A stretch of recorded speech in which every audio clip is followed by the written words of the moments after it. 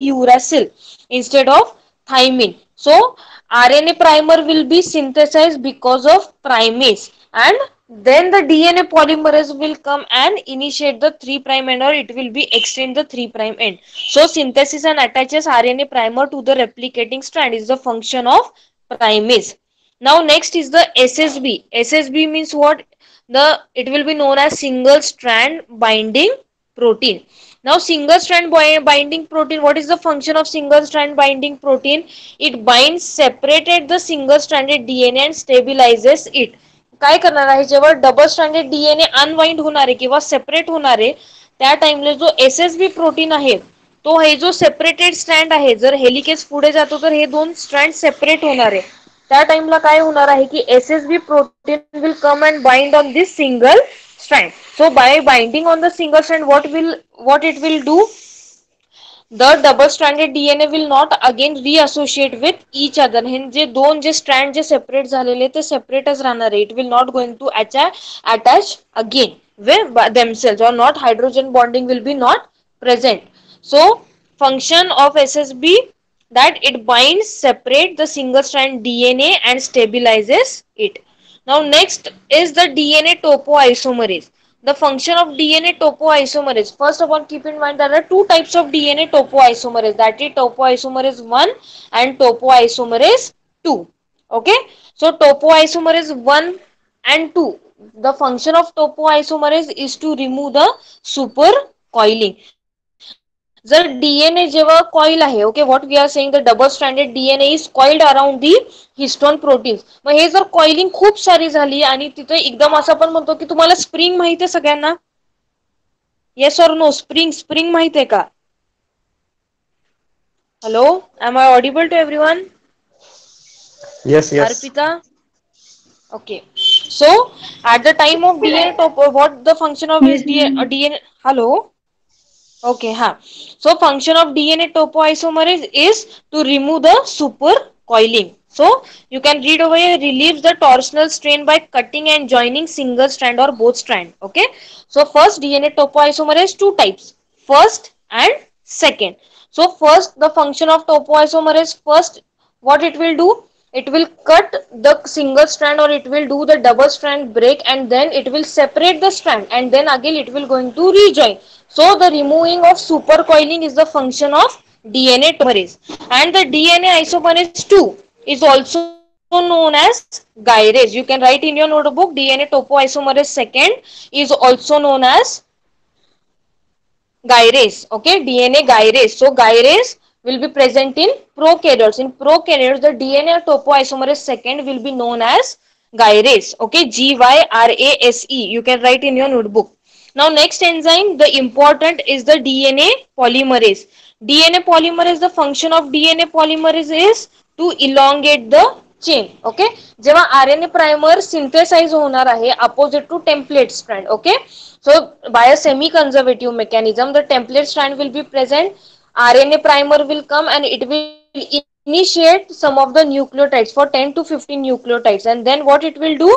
It will extend the 3' end, which we are going to see in the further slide, but just keep in mind what are the functions of these enzymes. And then the DNA polymerase will come and add the nucleotides opposite to the template strand by matching the pairs. That adenine will always pairs with thymine and cytosine will always pairs with, सांगा काय pair होणार आहे? Cytosine will always pairs with, unmute yourself, Guanine. Base pairing सांगा मला, cytosine with guanine. Okay, which are purines and pyrimidines? Purines कुठले आहेत आणि pyrimidines कुठले आहेत? Purines, adenine, please unmute guanine. Yourself. हा, प्युरिन्स कुठले आहेत? हे 4 बेस पेअर्स मधनं प्युरिन्स कुठले आहेत आणि पिरिमिडिन्स कुठले आहेत? Purines, adenine and guanine, आणि pyramids, thymine, cytosine. आकाशा, ओके, गीतचा हा, फोन आला. क्लिअर? कोण इथे मागे अनम्यूट करा, बॉईज मधनं आवाज येतोय. Okay, so the function of DNA polymerase is to elongate the DNA chain by adding the nucleotides opposite to the template strand. इथपर्यंत क्लिअर आहे सगळ्यांना? Okay. Now next DNA ligase. DNA ligase is important. जसं आपलं फेविकॉल आपण म्हणतो की फेविकॉलचं काम काय आहे? To sticks. Okay, to stick something. So तसंच DNA ligase is also known as a molecular glue. Glue म्हणून हे काम करणार आहे. For example like a Fevicol, what it do? It join the Okazaki fragments by adding the phosphate in the remaining gaps. Clear इथपर्यंत? DNA ligase known as molecular glue, and the function of molecular is to join the Okazaki fragments. Okazaki fragments काय असणार आहे? These are the short fragments of the nucleotides. So हे जे short fragments आहेत त्यांना आता पूर्ण एकत्र करायला पाहिजे, म्हणून जे जिथं रिमेनिंग गॅप्स प्रेझेंट असणार आहे तिथे फॉस्फेट ग्रुप अटॅच करणार आहे. Okay, so next is the DNA A protein which are present in the prokaryotes. The function of DNA A protein is to open the duplex at origin of replication. Clear इथपर्यंत मला सांगा? Yes or no? Yes. Yes or no? Yes, ma'am. Yes, yes. Yes, ma'am. Okay. Now next, DNA polymerase.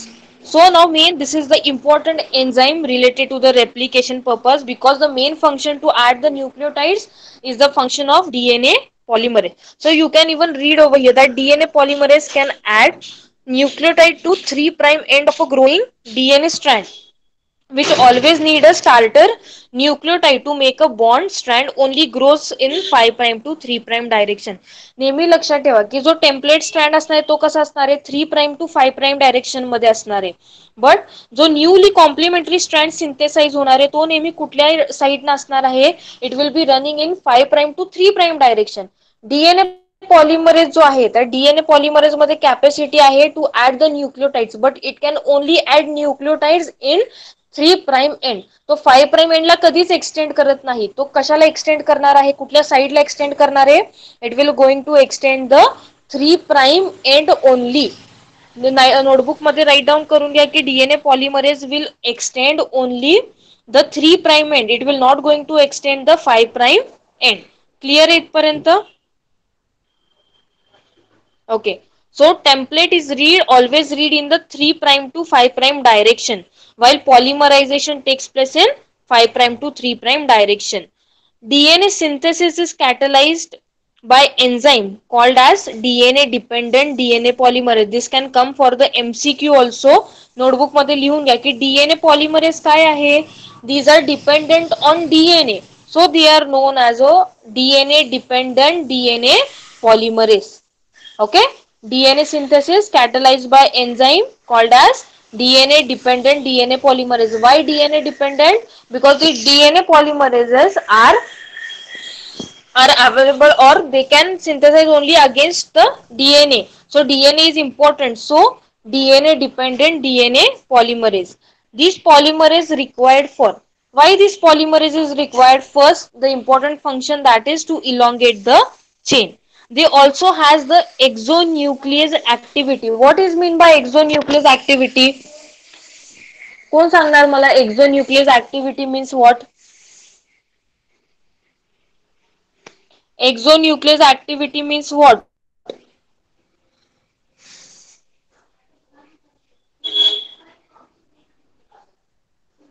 What is mean by exonuclease activity? Unmute yourself please and let me know what is mean by exonuclease activity. Activities that take place outside the nucleus. Okay, outside the not outside the nucleus. Exonuclease. अजून कुणाला माहिती आहे exonuclease means what? Exo means what? एक्झोन्यूक्लियस नाहीये. एक्झोन्यूक्लियस नाहीये. आपण काय म्हणणार आहे? एक्झोन्यूक्लियस नाही, एक्झोन्यूक्लियस. म्हणजे मला थोडंच माहिती आहे की हा बॉन्ड ब्रेक करतं ते, थोडं एवढंच माहिती मला.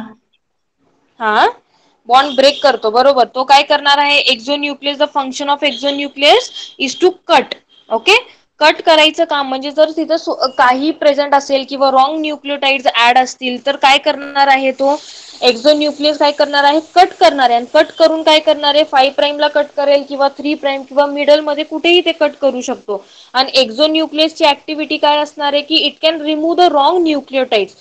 काय होणार आहे की ज्या टाइमला हे मूव्ह होणार आहेत कोण मूव्ह होणार आहे जर DNA polymerase when it will going to move okay at that time what will happen जेव्हा मूव्ह होणार आहे त्या टाइमला की रॉंग न्यूक्लिओटाइड्स पण त्याच्यात ऍड होऊ शकतात.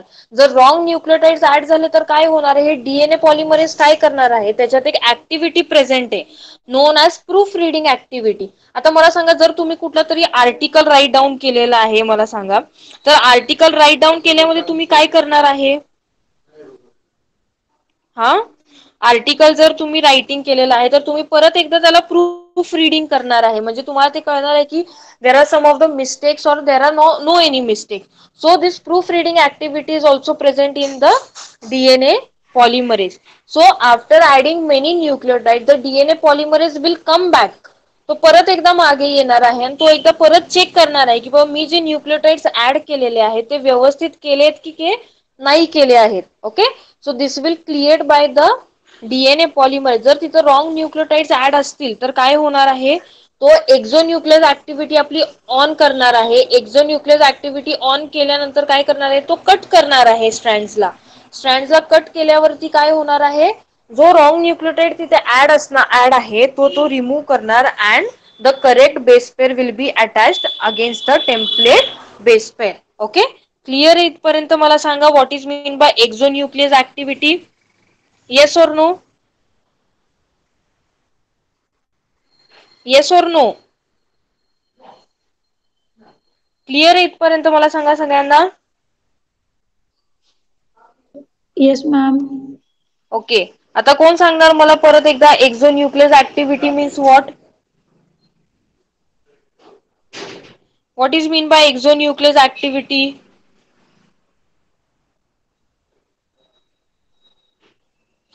अरे सांगा ना मला एक्झोन्यूक्लियस ऍक्टिव्हिटी. अरे एक्झोन्यूक्लियस ऍक्टिव्हिटी सांगा मला लवकर काय आहे exonuclease activity. To remove nucleotide. To remove the wrong nucleotide. To remove the wrong nucleotide is the function of exonuclease activity. Okay.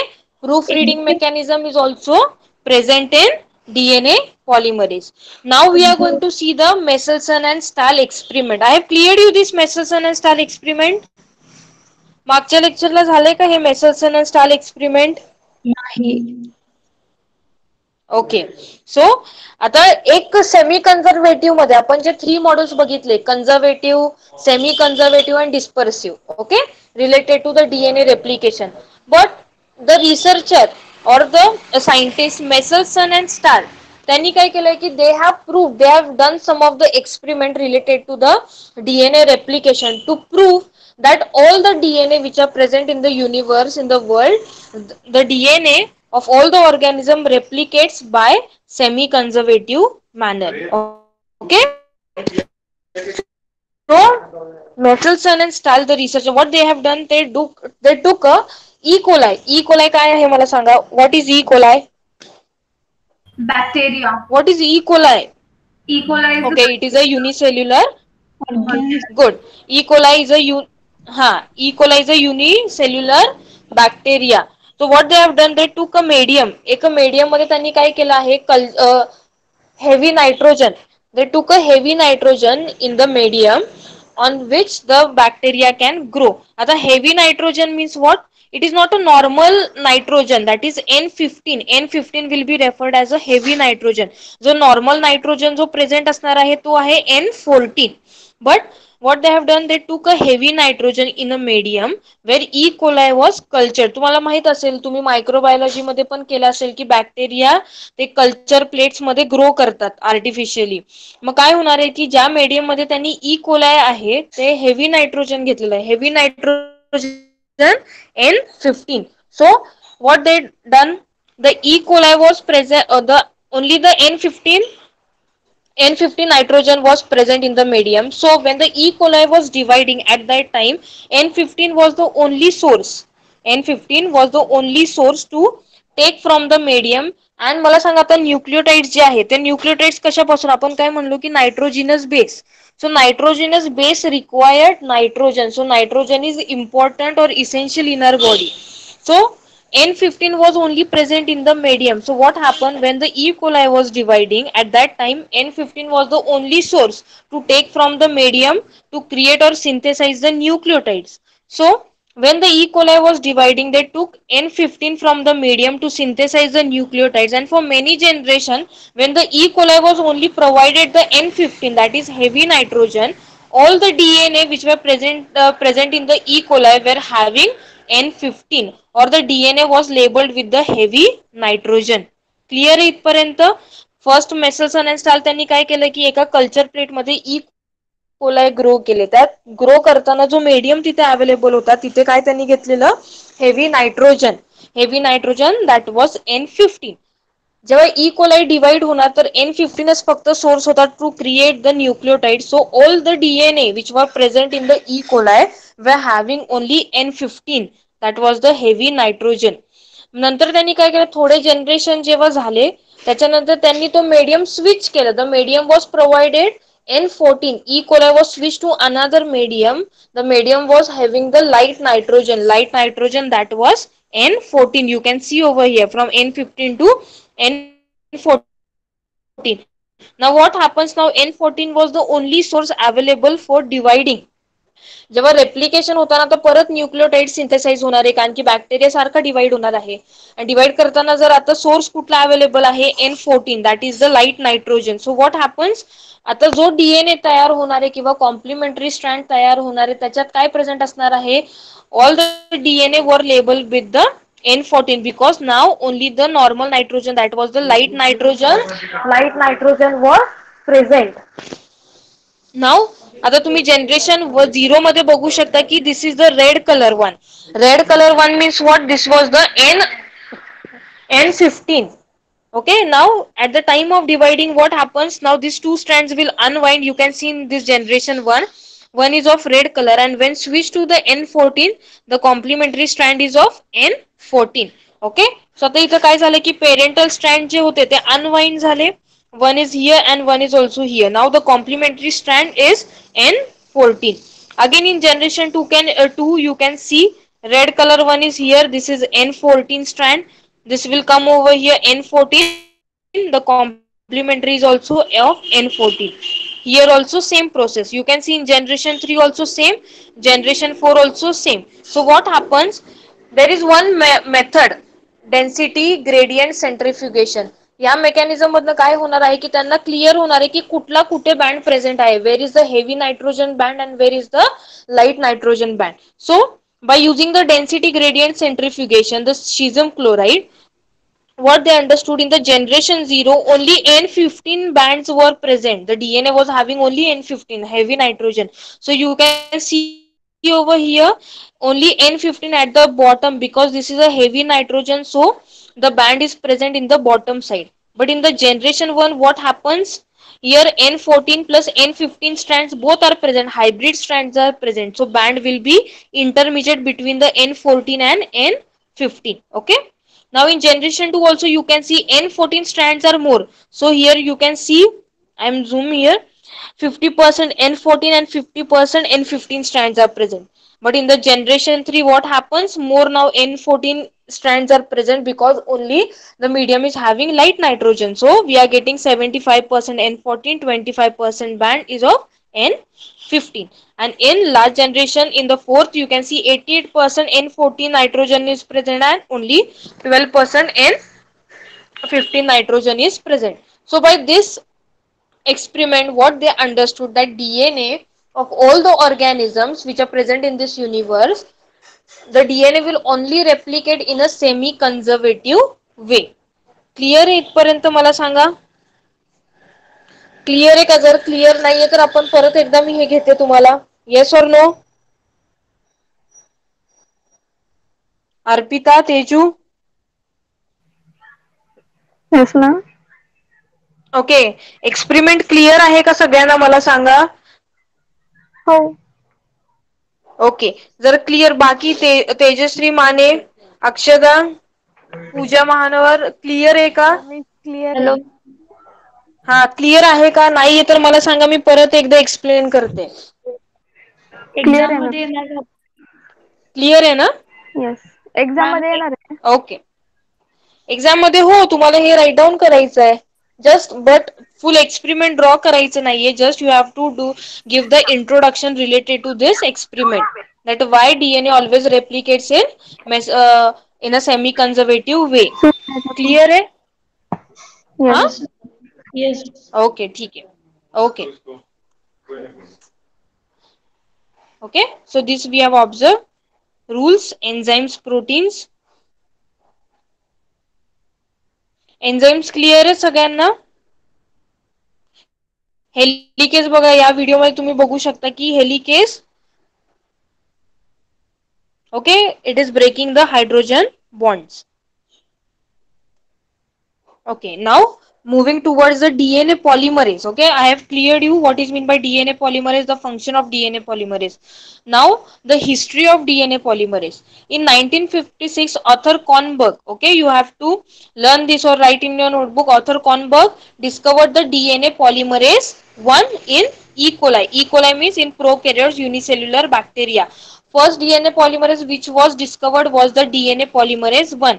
Okay, they describe the DNA replication process by which DNA polymerase copies the base sequence of a template DNA strand and synthesizes the complementary strand. Okay, for this the Kornberg was also awarded for the Nobel Prize. But DNA polymerase second was also discovered by Thomas Kornberg, the son of Arthur Kornberg. When the DNA polymerase 1 was discovered, and after many years what happened, the DNA polymerase third was also identified in E. coli. So after the discovery of DNA polymerase third, the scientists understood that DNA polymerase function is to only synthesize the primer, but the nucleotides are added by the DNA polymerase third. Okay, now this is more important. Now the different types of DNA polymerase. In prokaryotes there are 5 types of DNA polymerase. DNA polymerase 1, 2, 3, 4th and 5th.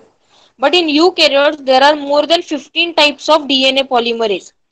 DNA polymerase alpha, delta and epsilon are important related to the eukaryotic DNA replication, which we are going to see further, and DNA polymerase gamma is also present.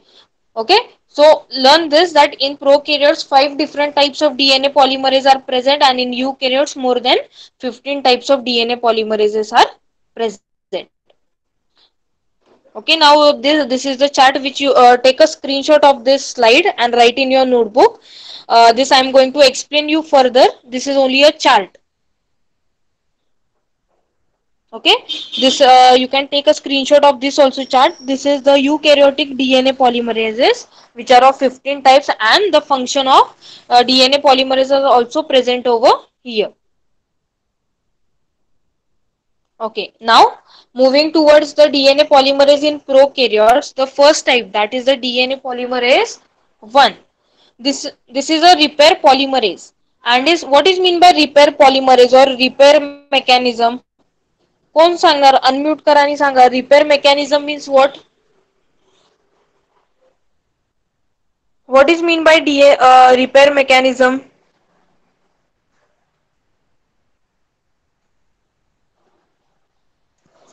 Arpita, Teju, unmute करा आणि answer द्या. What is mean by repair mechanism?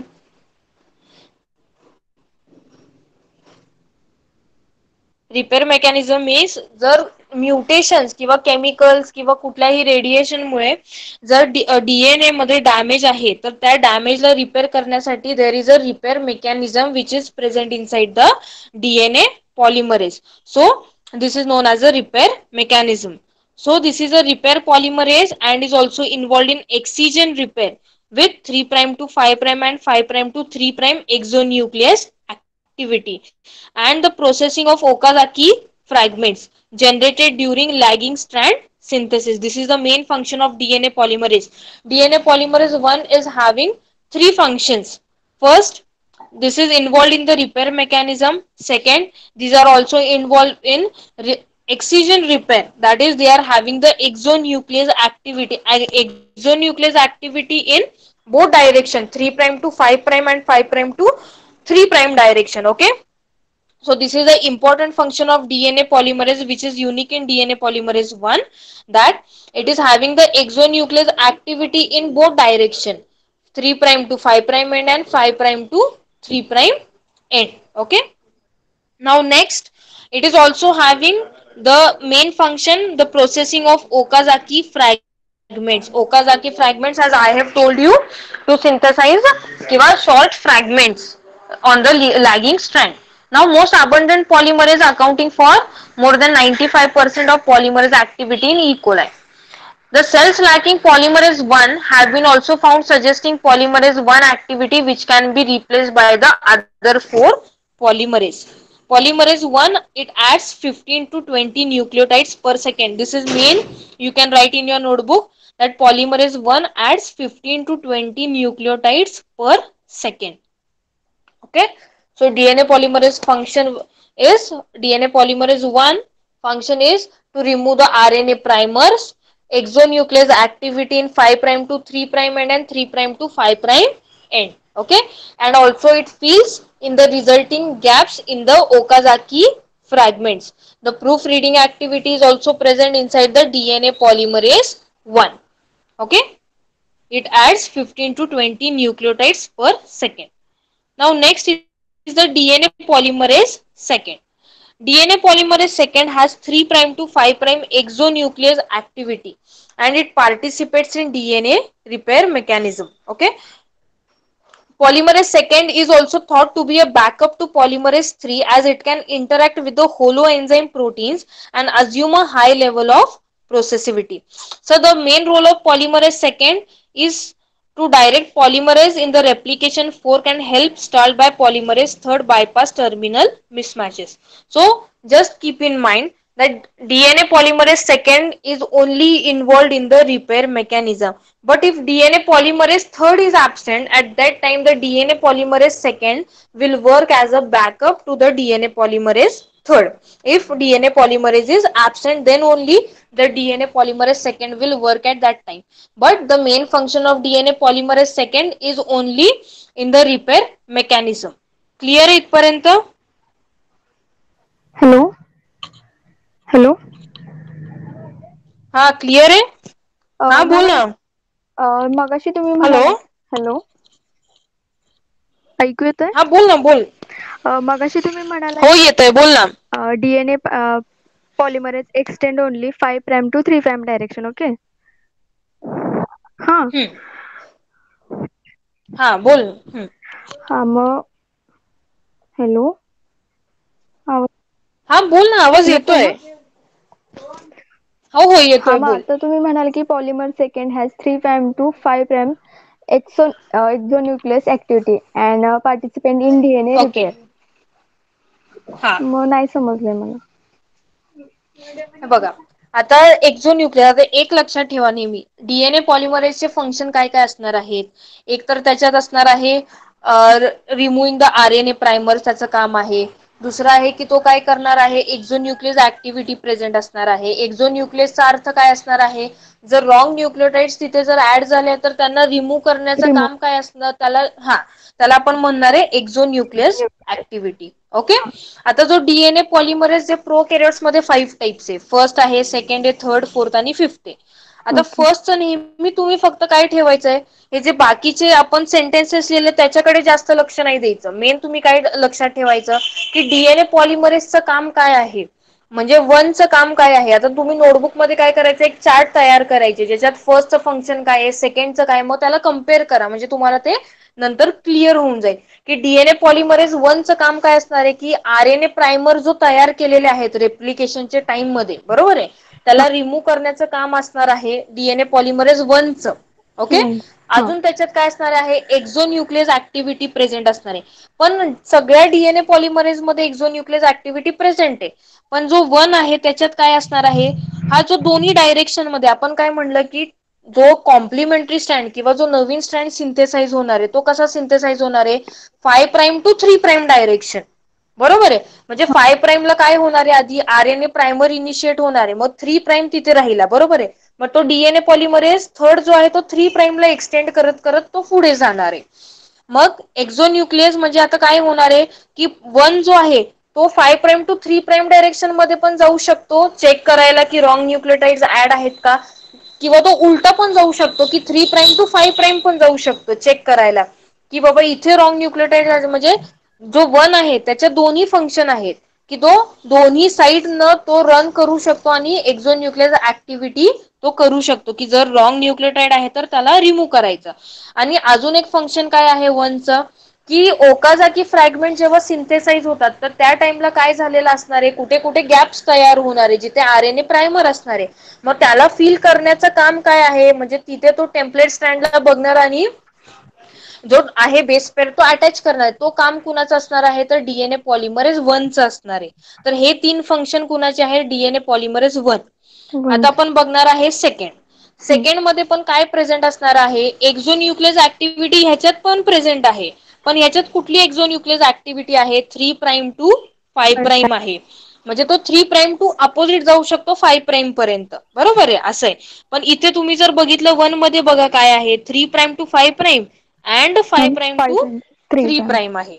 Okay clear आहे. इथे दोन्हीकडे तो जाऊ शकतो पण सेकंड फक्त 3 प्राइम टू 5 प्राइम साईडलाच तो एक्सटेंड होऊ शकतो. म्हणजे 3 प्राइम ला स्टार्ट झाला की तो 5 प्राइम ला जाऊ शकतो.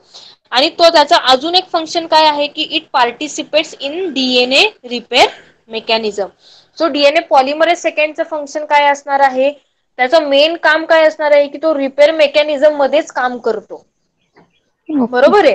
त्याच्यात एक्झोन्यूक्लियस ऍक्टिव्हिटी प्रेझेंट आहे पण ती 3 प्राइम टू 5 प्राइम आहे. पण त्याचा रोल कशात मेन असणार आहे त्याचं डीएनए रिपेअर जेव्हा डीएनए मध्ये डॅमेज होणार आहे त्या टाइमला त्याला रिपेअर करणार. जर आपली गाडी खराब झाली आपण काय करणार आहे गाडी खराब झाली की त्याला रिपेअर करायला घेऊन जाणार. मग तो जो असणार आहे तो व गॅरेजमध्ये जर घेऊन येतो तो काय करणार दुरुस्त करणार आहे म्हणजे तो रिपेअर करणार. त्याच्याकडे काय प्रेझेंट असणार आहे त्याचे जे असणार आहे अवेलेबल जो असणार आहे म्हणजे ज्याचे ते क्लिअर करणार किंवा तो रिपेअर करणार आपली गाडी. बरोबर आहे. तसंच डीएनए पॉलिमरेज मध्ये पण एक ऍक्टिव्हिटी प्रेझेंट आहे की ज्यानं तो काय करणार आहे की तो डीएनए रिपेअर करतो. मग त्या रिपेअर मेकॅनिझम मध्ये काम करणारे पण डीएनए पॉलिमरेज आहे. मग तो डीएनए पॉलिमरेज 1 पण काम करू शकतो रिपेअर मेकॅनिझम मध्ये सेकंड पण काम करू शकतो. जो 4th आणि 5th आहे डीएनए पॉलिमरेज ते पण रिपेअर मेकॅनिझम मध्ये काम करतात. क्लिअर इथपर्यंत. आणि नेहमी लक्षात ठेवा की जर त्या सेलमध्ये डीएनए पॉलिमरेज थर्ड ऍबसेंट आहे ऍबसेंट असणारे त्या टाइमलाच डीएनए पॉलिमरेज सेकंड त्याच्या सारखं तो काम करणार आणि न्यूक्लियोटाइड्स अटॅच करणारे. नाहीतर असं कधीही होत नाही की डीएनए पॉलिमरेज थर्ड ऍबसेंट आहे. प्रत्येक सेलमध्ये सगळे डीएनए पॉलिमरेज अवेलेबल असतात. जर डीएनए पॉलिमरेज थर्ड ऍबसेंट आहे किंवा म्युटेटेड आहे तो चालत नाहीये तरच पॉलिमरेज सेकंड त्याचं बॅकअप रोल म्हणून तो न्यूक्लियोटाइड रेप्लिकेशन मध्ये अटॅच करू शकतात. क्लिअर इथपर्यंत डीएनए पॉलिमरेज सेकंडचं फंक्शन. ओके क्लिअर आहे आता. हो ओके. थँक्यू. हा नाव डीएनए पॉलिमरेज थर्ड. आता जो सगळ्यात इम्पॉर्टंट जो आहे तो आहे डीएनए पॉलिमरेज थर्ड. कारण की डीएनए पॉलिमरेज थर्ड मध्ये काय असणार आहे हायर प्रोसेसिव्हिटी प्रेझेंट आहे. हायर प्रोसेसिव्हिटी म्हणजे काय की तो पर सेकंडला 1000 न्यूक्लियोटाइड तो अटॅच करू शकतो. क्लिअर इथपर्यंत. म्हणजे 1 पर सेकंडला तो काय करणार आहे 1000 न्यूक्लियोटाइड अटॅच करणार आहे. त्या टाइमला काय होणार आहे न्यूक्लियोटाइड्स अटॅच करत करत तो रेप्लिकेशन प्रोसेस कंटिन्यू करणार आहे. So this DNA polymerase third is very important because it is having higher processivity and this is involved in DNA replication to add the nucleotides. The main function of DNA polymerase third काय असणार आहे to add nucleotides. Okay. Clear इथपर्यंत. 1000 nucleotides per second DNA polymerase third attach करणार आहे. आता नेहमी लक्षात ठेवा की डीएनए पॉलिमरेज थर्ड हा कशापासून तयार झालेला आहे एक कोर आहे. कोर आता तो इथे इमेज नाहीये मी तुम्हाला नेक्स्ट लेक्चरला किंवा ते दाखवते मी की जो कोर आहे कोर मध्ये 3 सब युनिट्स प्रेझेंट असणार आहे. अल्फा प्रेझेंट आहे इप्सिलॉन प्रेझेंट असणार आहे आणि थीटा प्रेझेंट आहे. ओके, सो अल्फाचं फंक्शन काय असणार आहे? It is having the polymerase activity. म्हणजे core means what? It is made up of many things. म्हणजे फॉर त्याला नेम आपण दिलेला आहे, बीटा क्लॅम्प लोडर असणार आहे, किंवा अजून जे डेल्टा थीटा असे खूप सारे युनिट्स मिळून डीएनए पॉलिमरेज हा तयार होतो. मग त्याच्यात काय प्रेझेंट असणार आहे? अल्फा आहे. अल्फाचं काम काय असणार आहे? अल्फा सब युनिटचं की it is having a polymerase activity. आता मला कोण सांगणार polymerase activity means what? Already मी मगाशी सांगितलंय की पॉलिमरेज ऍक्टिव्हिटी मीन्स व्हॉट? कोण सांगणार? Polymerase activity means what? सांगा ना अनम्यूट करून. Polymerase means what? To add the nucleotides, to add the monomer nucleotides is known as polymerization. Clear? Alpha कामचं काय असणार आहे? अल्फाचं to it is having a polymerase activity. Epsilon exonucleolytic activity. Proof reader. Okay, theta which may act as a stabiliser for epsilon. Epsilon आपण नंतर बघणार आहे की डीएनए पॉलिमरेज जो एक स्ट्रँड आपण डिसकंटिन्युअस आणि कंटिन्युअस वे मध्ये म्हटलं, तर डिसकंटिन्युअस मध्ये जो असणार तो इप्सिलॉन एक काम करणार आहे, लीडिंग मध्ये लॅगिंग मध्ये तो दुसरा एक काम करणार आहे सब युनिट. हे आपण रेप्लिकेशन प्रोसेस मध्ये बघणार आहे. Okay, holo enzyme contains two cores, one for each strand that is lagging and leading. The beta sliding clamp is present. Beta sliding क्लॅम्पचं फंक्शन काय असणार आहे? हे खूप इम्पॉर्टंट आहे. This is a clamp. Okay, clamp म्हणजे आपण clip म्हणू शकतो. जो क्लॅम्प लोडर आहे किंवा बीटा स्लाइडिंग क्लॅम्प आहे तो काय करणार? तो डीएनए पॉलिमरेजला तिथे धरून राहणार आहे.